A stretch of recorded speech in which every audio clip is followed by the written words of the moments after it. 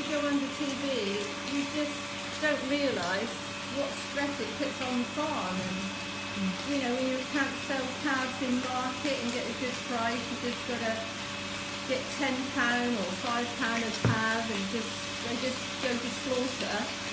They just got tins and distillments, and they're just shot, and it's such a waste. And also, you know, with the beef as well, you can't sell them at a young age. Nobody wants them because they've got to keep them longer to fatten them. So you've got to keep them for about 15, 18 months, then you can sell them then. It's just so hard. So, and what's happened to this morning? Can you just sort of tell me what's happened this morning with the reactors? Well, yes, there's one reactor that will go as soon as possible. It has to be isolated, and the milk doesn't go in the tank. Is she in calf? She's in calf, yeah. She calved back in the winter, and now she's in calf again, 77 days after calving, and she's in calf freezing, so obviously you're losing that as well. And then we've got four what they call inconclusive cows. Those will obviously be tested again next time, and if they are inconclusive next time, they will automatically go again. You haven't got to wait for them to see a reactor. They That's will it. purely go. That's right. So, yeah, so potentially at the moment it's only one. And then do the 60-day tests carry on until you get two clear ones? Yes, we have to get two clear tests to be clear. Then if we did get that, we then have to retest in 6 months' time, and if we're clear then, we then go on to 12 monthly. So after 12 months, you test again, and if you're clear, then you test another 12 months.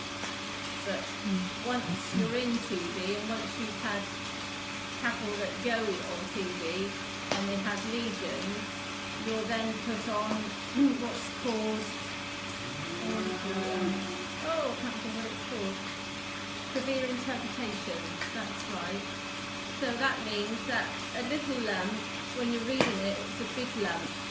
You don't have so much of a leeway with it, you know, with it going. If it's a small lump, then it automatically goes over the threshold, and it's a reaction.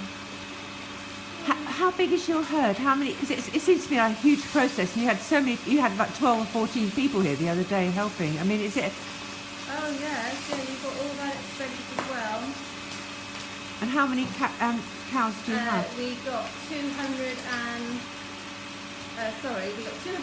cows, and altogether on the farm there's about 480 animals. And everything is tested apart from anything under 42 days. And will there be any investigation of the badgers in your area? Does anything happen? I doubt it. No, I don't think so. No, I don't think so. No, nobody comes around and sees how many badgers we've got. I mean, we know how many badgers we've got. And we also know how many deer we have on the farm as well. We have a lot of deer on the farm. Yeah. And also my husband, he saw a sick badger back in the winter that was in our watershed that didn't have any hair on its back. And, you know, that one was ill. See, in the real world, with you and I, if there's an epidemic of sickness going around, you isolate and then you eradicate the source or control the source and treat it, don't you? That's right. Why doesn't this happen in farming? Well, it's just because now they're protected, you can't sort them out, can you? You can't. If the Minister for Agriculture, Secretary of State for Agriculture is here now, what would you be telling him or her? Well, they just need to be thinned out, don't they? There's just miles too many of them around. There's just miles too many of them. They just need sorting out. I mean, if there's TB in badgers, why aren't they being shot? Why aren't they being tested every 60 days? Yeah, that's my point. Why don't we sort of like, why isn't the source of the... Why is it left for the farmers to have to do the animals all the time, the cows? It'll get to a point where the farmers will give up, they won't bother having animals. And who's going to supply us with all the meat that we will eat in England? Yeah. France is going to do it. And I wouldn't have thought Russia will. Yeah. We've got to be self-sufficient, and we're no way near that. Do you feel that often the general public don't really understand the difficulties that farmers face? No, I don't think they do. But then I suppose they'll turn around and say, well, that's your life, you know, you've got to put up with it. Yeah. But then, you know, if you had, it's like in the garden, isn't it? If you're growing things, if you've got 3 plants, one's half dead and 2 are lively and healthy, would you pull up the healthy one, or would you get rid of the bad one, the one that's half dead? The same with the cows. You know, we got lovely cows, but this morning...